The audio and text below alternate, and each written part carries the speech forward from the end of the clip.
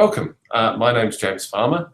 I'm the CEO of WPMU Dev, also EduBlogs, and founder of EduBlogs, co-founder of WPMU Dev, conversely.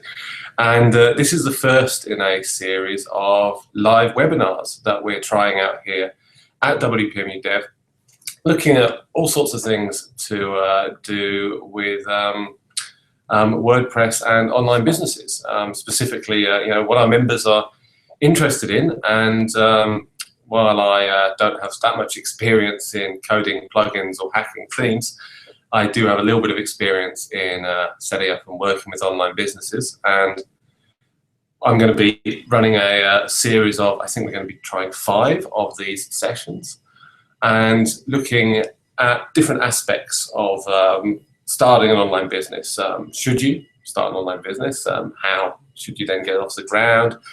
What angles can you work at, and a few other different topics. But this, as I mentioned at the start, is the first of our live seminars, so please bear with me. We'll give it a go. We'll probably modify it after a while. Realistically, this should probably only go for about 10-15 minutes, and after which we'll invite Ray into the room, into the camera, and we'll have a bit of a chat, field some questions from you guys, which I'll just turn off at the moment. And generally, kind of discuss the topic a little bit more. So, without further ado, today I'm keen to talk about whether you should have an online business. And this is actually an interesting question because it's a lot of people I find tend to think, it'd be fantastic to run your own business, especially an online one, especially one which is based on passive income.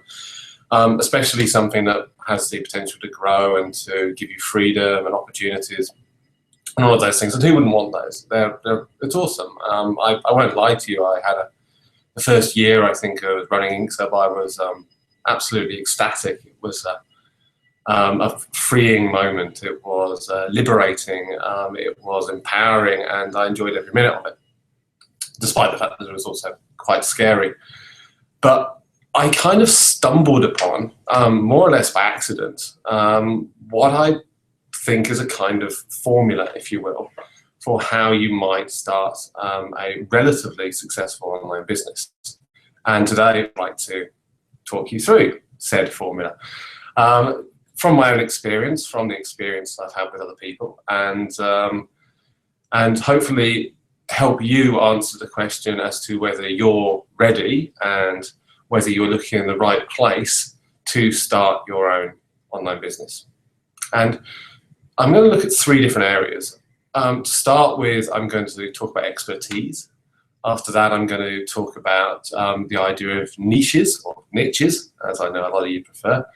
And finally, I'm going to talk about newness and specifically, what opportunities are there for you, and recognizing whether they're an opportunity or whether it's a bit of a lost cause. I have some experience in them as well. Starting off with expertise, I thought I'd tell you a little story about a friend of mine. Let's call him John, who I was chatting with over a beer a couple of months ago, and was telling me about his plan for his own real estate business and his ideas around it, and was kind of asking me for what I thought about it. Did it have legs, etc., all of these different things. And it was a really interesting conversation, and it really got me thinking about this subject. Specifically, John had kind of like one of those, Uber of everything and Uber of real estate ideas. And it was a pretty good idea. It was really interesting. It was in a particular context that hadn't necessarily been exploited as yet. It seemed to have a lot of opportunities, especially here in Australia, where we are a little bit kind of slow to embrace some of the trends that you might see in the US or Europe, or Eastern Europe, especially a little bit earlier. But John had a bit of a problem because essentially he was a banker, earning kind of a good 6-figure salary, a smart guy, but he didn't actually know anything about real estate. And this is a really, really significant thing that a lot of people don't think about. Putting together a business that is, you know, something that you've got a chance of actually succeeding at, isn't simply the case of just having a decent idea around it. It's a case of actually knowing it inside out. Now, had he been chatting about, say, you know, a particular banking product or way that he might exploit a particular area and work in a marketplace, yeah, for sure, absolutely. But in terms of real estate, he hadn't. He might have bought a house, certainly got rentals, and he might know something about mortgages, but he really knew nothing. He wasn't an agent, he wasn't a buyer's advocate, he didn't have this experience in this context, which I really think is perhaps the most important thing to start with. And it's easy to measure as well. You can simply say to yourself, is it the case that somebody is prepared to pay you to do this particular thing? Do you know, have the kind of opportunity to work in this area because of your expertise? And if you don't, then realistically, it's going to be extremely hard to work around it. And the other problem John had, and this is an interesting one which might relate a lot more to WPMU dev members, is that he was looking at putting together an app. And specifically, you know, an app that did X better than one of these other different apps. And a lot of people think they can do that. A lot of people think, yeah, okay, I can do this website, I can do this service, I can do this app that will provide this seamless, you know, and awesome experience, you know, kind of like the wonderful experience that you get with Uber. But John didn't have any experience making apps. He had a lot of experience using apps. He didn't have any experience making them. And that's a little bit like, to, you know, for probably use a fairly poor simile analogy, but it's a little bit like saying that you've looked at a lot of paintings, so you're going to be happily, easy, able to create a masterpiece. I just don't think that's the case. It's something that takes years of practice, years of training. And now, John might have some savings. John might have some investment. It might be such a good idea that he's convinced people to back him in this. But if he's then going to have to go out and hire a subject matter expert on one half who knows real estate inside out, on the other side, somebody who can design, you know, an app of the sufficient elegance and quality that's going to make a difference in this area, he's going to burn through that incredibly quickly. And at the same time, he's not going to necessarily know if this person is an expert or if this person's designing a brilliant app because he just doesn't have that experience. I think at the end of the day, if you don't come at it from that sort of background, you're going to struggle. And speaking purely from myself, my own background, before I started EduBlogs, I'd been working in education for, I think, 7 or 8 years. The last 2 or 3 in the technical side of education, you know, web, online stuff, those sorts of things. And before we started InkSub, I'd been being paid to create multi-site websites on the side for different companies and individuals around the world, which is then what InkSub went to do. And then before we started WPMU Dev properly, we had like 2 or 3 years experience in creating plugins and themes that people wanted. It just flowed naturally. It was our expertise, it was our experience, and I think that was our first practical rule in terms of figuring out how to set up a business. But, and this is where I get real Scrooge on you, that wasn't the only thing. The other area in which I reckon I was pretty fortunate was in terms of looking into a niche, or a niche specifically. And that is not attempting to boil the ocean, if you will.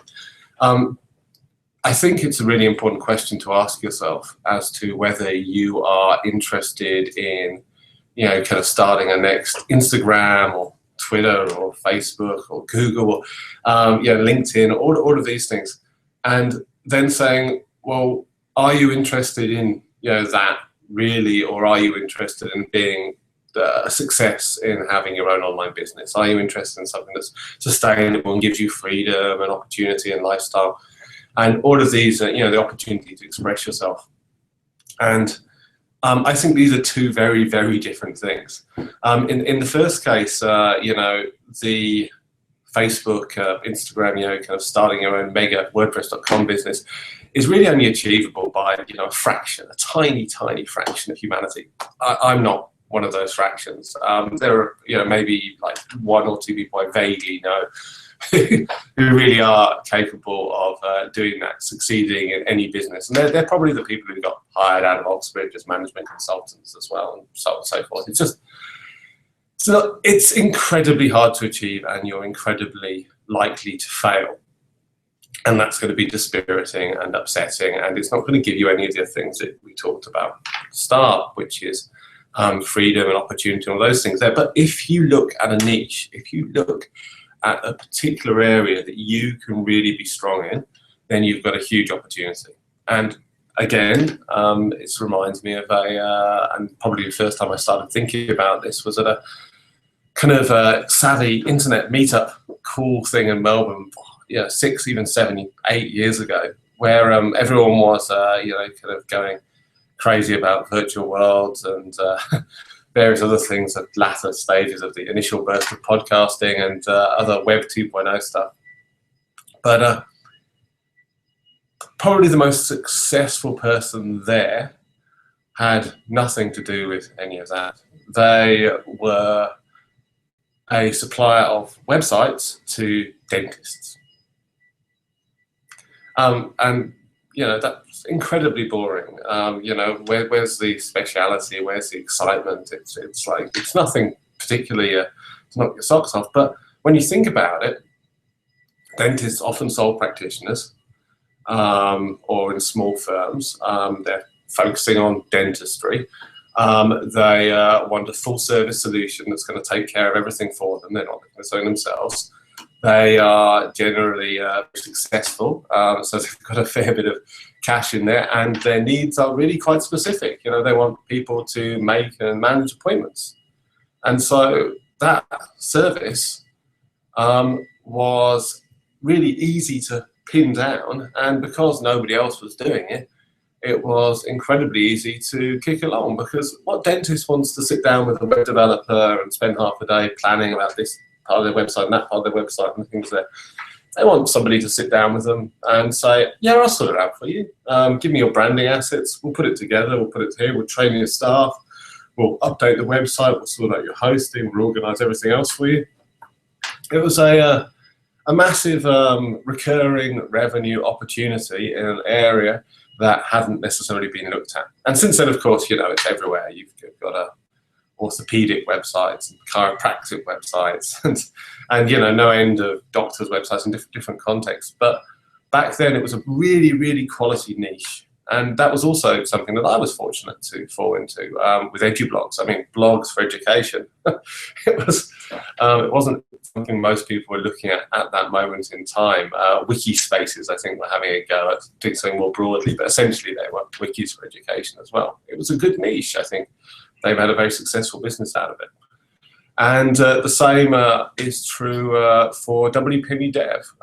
Now we're more broadly WordPress focused, but back in the day we were WordPress multi-site, hence WPMU, and we were so successful at it they changed the name of WPMU to WordPress multi-user to multi-site, because we hit that niche so hard. And we're still incredibly strong in that niche. We provide, the fundamental tools that anybody with a serious interest in WordPress multi-site is going to want. And we've simply got the time and experience, and we've put the development and work into that to make us more or less unassailable in that particular position.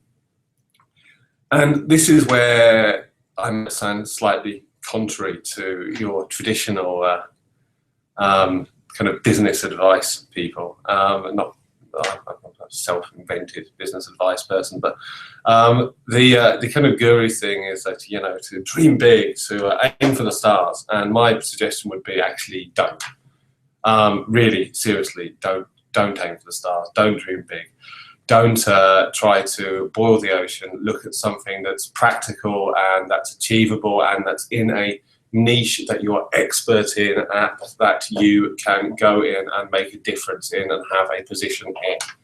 And does that make me a bit of a misery guts? Maybe, but then at the same time, Are you looking to go out in a blaze of glory and have loads of great conversations about how you're going to dominate the world and be like Mark Zuckerberg, or are you looking to have a successful online business where you have a steady source of revenue and freedom and opportunity to do your own things? I think if it's the latter, you have to look at this. Which brings me to my last, but not least, point, and that is saying that we've got the expertise, got the experience, saying that we've looked into our niche in our particular area. We also need to decide one other thing, and this is about the business type and newness. And to start off, the business type is much easier to tick off. I mean, if anybody comes along saying, I'm going to start an employment website, it's like, good luck, well done. Yeah, see how well our Jobs and Pros have done. Actually, our Jobs and Pros have done all right, given the niche. But let's face it, employment websites are all about people paying to advertise, and no one's going to pay to advertise if you've got nobody looking at your site to respond to those advertisements. And vice versa, there's nobody going to be looking at the site because there's no adverts on there. It's a winner-takes-all marketplace. The same as, you know, your auction, eBay-style sites. I mean, realistically, is there space for that? No, not unless you've got incredibly large reserves of cash and incredibly good marketing skills. You know, that's your falling into that 0.00001%, which, you know, you're probably not. Let's face it. You know, it's a rare thing, and I don't think either of us are in that particular basket.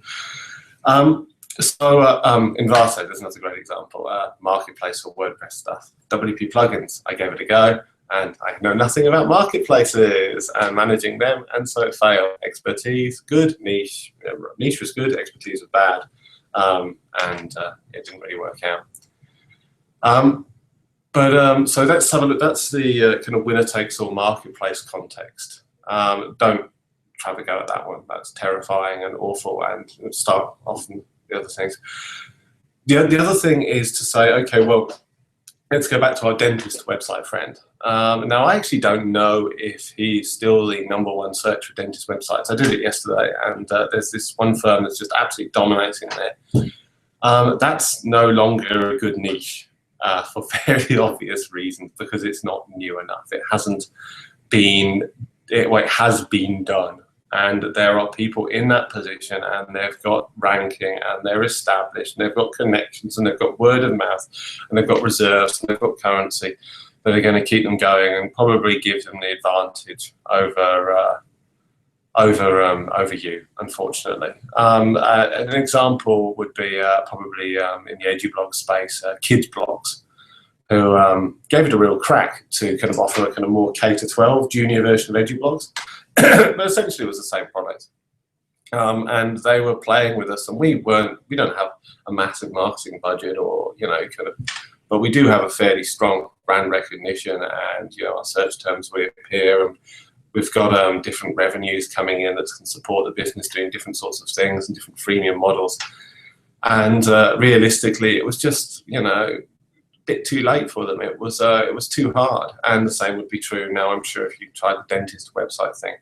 But there are a vast number of opportunities out there still on the web, huge numbers that haven't been filled successfully, that haven't had businesses who properly optimize their Google presence looking at them. We're going to be talking about that in later seminars. There are niches that are just appearing now. For example, again, WPMU Dev, we essentially started creating multi-site stuff just after multi-site was created. It was like, this is a really cool tool, this is a really nice idea, and we're going to start putting together stuff for it. And we were the first people. And then throughout the history of WPMU Dev, we've also been the first people to create other plugins in other areas. While some of them have been really good, some of them, you know, have been lacking in certain ways. And yet, because they were the first ones, because they were meeting the demand that was there, and the demand was just being created, they were still successful. Being that that kind of first mover, having that first opportunity in that context, and not having to go up against some established quality player, it's a huge advantage, and I'd almost go as far as saying a requirement to starting your online business. And that's it, really. This video is going to be accompanied by a post that'll be going up in the next few days, which goes through the different aspects. I promise I didn't read it out, although it is down here next to me. And so, you know, please return to the blog, subscribe to the blog if you're not already, to catch up on that, and it will save you from your notes. Essentially, expertise, niche, and newness is what I can say about that. And next week we'll be looking at, considering that we've figured all those things out, how we market and market and market and market some more that idea, and why marketing is the most important thing for your business. But right now, I'm going to invite Raylene Olsen into the Google Hangout, and we're going to look through some questions and from you guys, both in the Q&A and the chat app, and also from the Ask Me Anything post that we put up yesterday. So thank you very much for your time, and looking forward to having a bit of a chat. So let's pop this up here. Okay.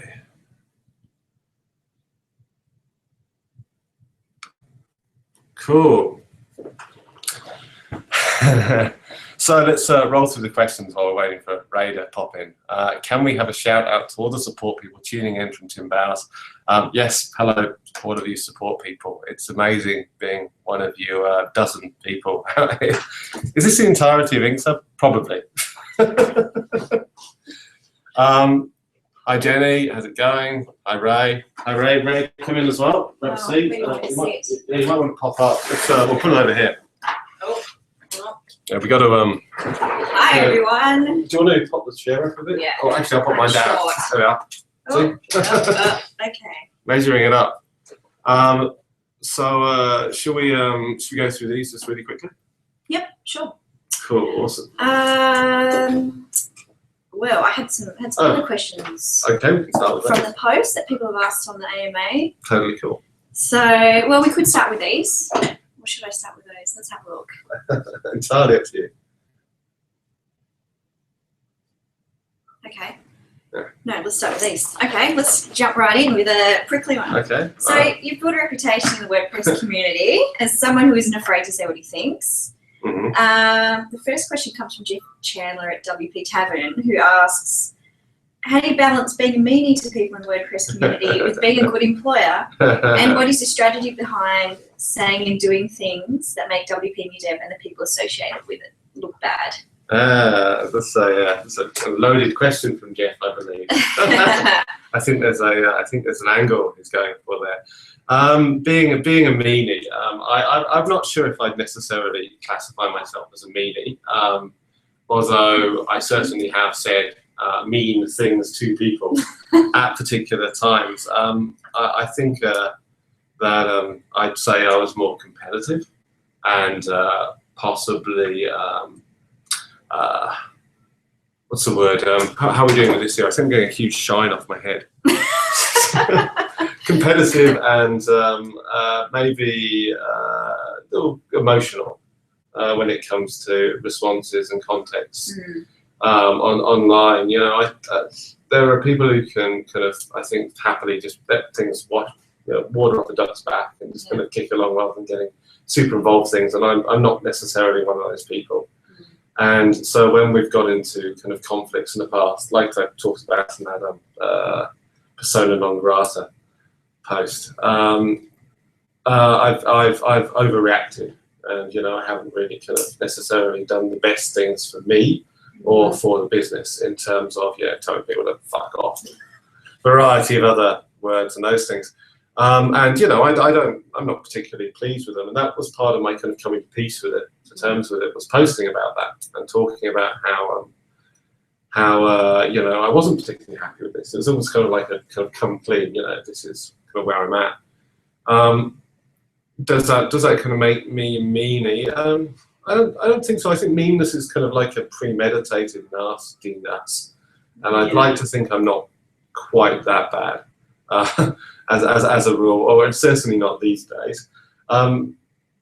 In terms of how it affects employees though, or staff, absolutely, it's a huge deal. And you know, totally. I remember working with Siobhan, for example, who we were the original Siobhan hirers.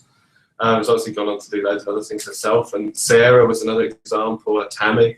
And I remember all of those people getting super upset with me and super stressed out with me about doing that. And I think that's the same about people who still work with us today. And that makes me really unhappy. I'm really stressed. It's not the certainly, yeah, I don't mind. Well, I do mind a little bit, but drawing some ire upon myself. But when it impacts other people adversely, that's awful. It's not cool. Yeah, but I think just to add to that, I think you know, the great thing about working with you is that employees don't feel like they can. They feel like they can say what they think to you and call you out if you do say something.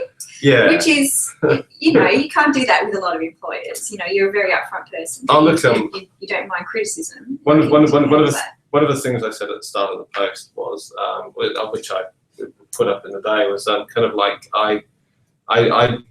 the thing I value most about being in this business, in this context, is this freedom and opportunity to say and speak and do the things that I want. And I hope that to some extent we have that in Excel, that people can pursue their own paths and they can talk about their own things and they can be open, they can express themselves. So it's a little bit like being your own kind of boss, or a lot like, hopefully, that kind of independence thing. And I'd much rather people were honest with me, even if it's kind of painful at times. So I hope that answers your question, Jeff.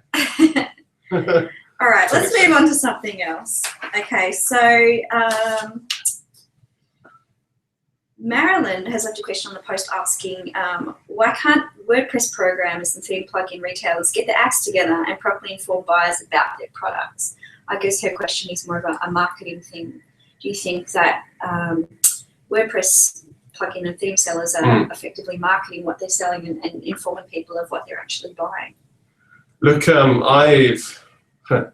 I've got some pretty serious beefs with some WordPress plugin and theme sellers, as you might expect. I suppose it's competition, but the idea of the lifetime support and upgrades guarantee just makes me mad. Like, if anybody honestly believes that they're going to be getting lifetime support and upgrades for like $49, they're living in another planet. It's crazy. We're not talking, these aren't apps that somebody just releases onto the phone and they download and then they use them. These are complex, critical features of your website. They need to be secure, they need to be updated, they need to be compatible, all of these different things. And you're going to get that from a team of like dedicated developers for nothing, forever. Forever. I know, it's nonsense, it's insane. And then you've also, I suppose, got kind of a degree of kind of over-promising. This will do this, and this is the easiest thing ever, and this will go there. But to an extent, I think that's reasonable, because people, if you have a product and you make it and you say, it's all right, it's not particularly good, it doesn't necessarily not these things here, then you're probably not really going in the right direction. So yeah, I'd agree there's a bit of a malpractice in terms of describing products sometimes, and I've probably been guilty myself in the past. But I think that's just a reasonable thing. But seriously, lifetime support and updates, that's poorly. All right, next question. So Amused wants to know or get an idea of what you think of the idea of cost per user when growing a multi-site network. That's a really good question. Absolutely. I suppose you've got two significant users on the multi-site network. You've got your active user, and you've got your person who just signs up and fills up the database and adds to your kind of hosting costs. I think these days the latter kind of user, the sign up and goes away, is less of a problem than it was back in the day. The hosting infrastructure, the capacity that you've got, kind of the elastic cloud stuff that we can go for, it gives you much more variety and opportunity to scale, to cope with that things, and also the database software is much more robust. So cost per user who signs up and then disappears, not much. Mm-hmm. It's really no big deal, I think. And if you ever get to a point where, like an EduBlog, where you've got millions of those kind of users, then you're all right, because you've got millions of those users. You've got a big email list that you can market to and hopefully develop your business. In terms of active users, this is something we talk about a lot ourselves. And really, in terms of an active user, there's two primary costs. The first is support, which everyone thinks about. Okay, I've got to help them out, I've got to do these things. The second is keeping them an active user. So that is making sure the product's always improving, making sure that it's bug-free, making sure it's kicking on there. And it's as soon as if you look at WordPress, you look at a multi-site network, you look at the way that it's evolved over the last 4 or 5 years, let alone the last 8, 9, 10 years, then you have to be constantly updating, constantly gearing that. You can't set up a multi-site network and expect it to just churn over revenue or be successful. You need to support, you need to facilitate, and you need to improve the product constantly. And the more users you have, the more you need to improve the product ongoing. So that's the real cost, and it's kind of significant if you want to make a real difference, unless you want to run dentist websites, because they just don't care. They just want appointments and things here, which is why they're great clients. Have you ever worked with a dentist? Actually, I have, back in the day, and seriously, this was really, really early doors, and they just want to hand it over to you and just say, you just do everything. Don't worry about it. As long as they've got like an appointment system that's working, they're fine. Excellent. Okay, next question. Jenny has asked, do you think it's difficult for many people to be an entrepreneur because you need to be okay with the possibility of failing before you can succeed in certain instances? And with that in mind, looking back over the years as an entrepreneur, as you have been for 10 years, generally speaking, do you have any regrets in terms of ideas you wish you did more of, or maybe even ideas you wish you had bypassed altogether? I know that's something that you touched on in your Percent and on-Grad post. Yeah. So failure. I think you're as risk averse as you are, or as the people who influence you most in your life are. Like, I'm probably relatively actually quite risk averse, but Lowell, my partner, is actually very kind of risk friendly. And so that kind of balances out and pushes me into that sort of direction, probably a bit more. You do need to be prepared to fail, absolutely, but you should definitely not plan for it. As a rule, you've kind of got to keep on ticking along in the belief that you are going to have a chance at that kind of stuff. In terms of ideas that we've changed in the past and might have done differently, might have missed out on. I don't know. I definitely made lots of mistakes. There's some classics, kind of like the blogs.mu is my personal favourite. Kind of the network of network sites. Multi-user of multi-user, because everyone wants multi-user. Do you know that you can technically then take that to another level, and you could have like a multi-user version that started multi-user sites, that hosted multi-user sites. You can just keep on going. That was, and the only thing that came with that was someone set up a site called Bacon Blogs, just for fun, and then it kind of disappeared. I think, look, if I'm going to have any particular regrets, it would be around not focusing enough early doors on some of our WPMU dev products, like our membership, kind of our e-commerce solutions, kind of our kind of opt-in marketing promotion stuff. We did products, and they were good products and solid products, but we never took the step in terms of marketing and pushing them further, or like the kind of a platform model that WooCommerce used. And I think that would be really interesting had we given that a shot. Although, having said that, we don't really have the kind of Woo themes, Envato style, kind of community necessarily who are going to take that and run with it and put it together. So, who knows? Do you have any advice for people who might be scared to fail? It's really good way to feel. it's a really healthy instinct. It really is. You know, there's a kind of like woo-woo secret stuff that says, you know, oh, you know, I just need to believe in it and get over my fear and I'll be okay. And it's actually, that's not the case at all. You need to actually quantify why it is that what you're doing has got a chance of succeeding. And that's really what I was kind of talking about earlier. You know, you need to really say, okay, well, why am I afraid? Am I afraid just because, you know, I'm afraid of doing this because it's scary? Or am I afraid because actually, you know, there's already a couple of photo sharing apps out there on the iPhone and I'm not sure if mine is necessarily going to be able to do it. I'm going to be able to manage it myself and those things. So yeah, fear equals good. Has it spurred you on to do better in the past? I think I operate on fear helps me in two ways. I think in the first instance, I'm kind of good when my back's to the wall. Like we've had a number of times with EduBlogs and with Things Originating WPMU, and you know where we've had a really difficult context, and you know things have gone wrong, they've gone really bad, and the future is looking terrible and disastrous, and you know everyone's going to lose their jobs and go back, and that's kind of I think I do all right in that context because it kind of makes me perform, I suppose. And the other one is probably just a kind of desire not to look like a, you know, loser. As in terms of wanting to kind of kick along and be successful in inverted commas, and that's more of a psychological problem with myself. But I think it helps me kind of go on and do things where otherwise I might not, because I'm not happy enough within myself to kind of sit back and go, ah, it's all right. Yeah, gotta do more. Two more.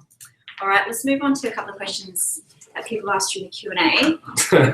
Someone, Vaughn has asked, is your desk always that tidy, or have you tidied it up just for this session? Am I being honest if I say yes? No, it's not. Actually, I've got to kind of sing about flatness. So it's a really huge desk. I got some guy to make it for me, and the idea is I can just lay things out like all over it. And you know, but at the moment it is kind of tidy because I think I'm trying to help myself through tidier desks. I have seen a lot more paper on it in the yeah, past. vast amounts. It kind of just piles up different corners. Right, and let's scroll down a bit. Okay, the next question: what do you think of the future of WordPress in coming years, especially with WooCommerce and its growth with automatic buying it out?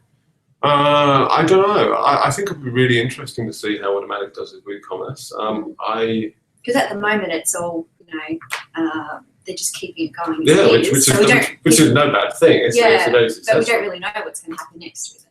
Yeah, I mean, I'm actually not too sure that it's the best fit.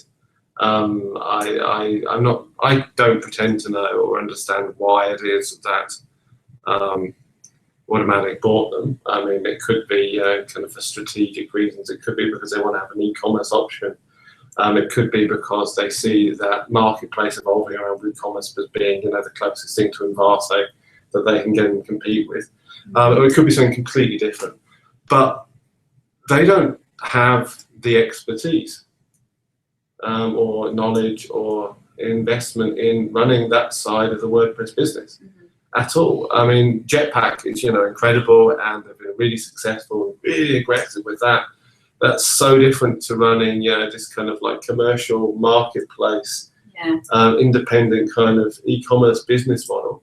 But then, having said that, you know, back in the day, Matt went over to Ireland and basically met up with, I'm going to mispronounce Donica's name now, but it's not Donica, it's not Donica, it's something completely different. And rewrote WordPress multi-user quite successfully. So who knows, maybe they'll put it together and make a real hop of it, but I can't see it providing a particularly great e-commerce option on WordPress.com. I can't see people really going to WordPress.com for e-commerce, given the other options that are out there, per se. And I can't see them necessarily working that well within the kind of independent WordPress business space. So, I mean, fair play to the guys from WeThemes. They're great. They've got a wonderful acquisition. They've got a brilliant exit.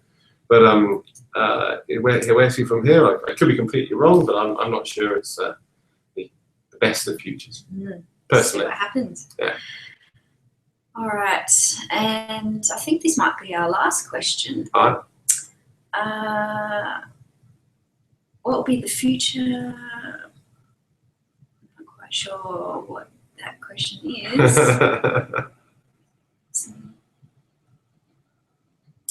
That last one, can you make sense of that? So if you're a WordPress developer, like Lindy and Lisa Shuva, a product, an unbeatable product. Yeah. I think that we've kind of moved past the stage of in the WordPress e-commerce ecosystem, WordPress kind of plugin theme ecosystem. Again, this is in Barto, it's in Team Forest, it's Code Canyon. If you create a marketplace, you create infinite number of possibilities and a huge number of customers, every demand and every opportunity will be more or less filled, and it will be done really quickly, because that's what happens in huge marketplaces. So is there a kind of an unbeatable product out there? No, not really. However, if you look at say theme frameworks, like kind of the front-end drag and drop things like we're working on with up front, I reckon we're still at the stage where we're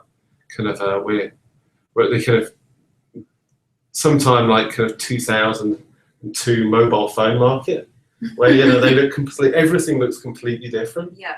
It's like the pre-modern C-forward market. Everything, nobody really knows exactly what's going to happen, and one of them is going to come out on top. Yeah. One of them is going to be the iPhone, and there'll probably be a Samsung around as well, and there'll be a Ford, and there'll be a General Motors. Yeah. But there's one of these, and that's where it's very interesting. A lot of conversations around theme customizer, and a lot of AD's investment in layers, and all of these different directions that they're heading in. It's a big fight, and so the ones or the one that emerges from that will probably be the standard for the next, I don't know, decade or more, and that will be really interesting.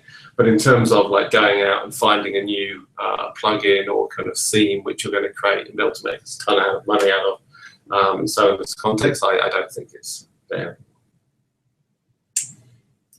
That's all the questions, I guess. Awesome, thanks, Ray. Thank you, James. All right, cool, and thank you very much, everybody, for tuning in. It's been great fun, and hopefully that was a good experience and will help us improve the next one for future stuff. Stopping broadcast.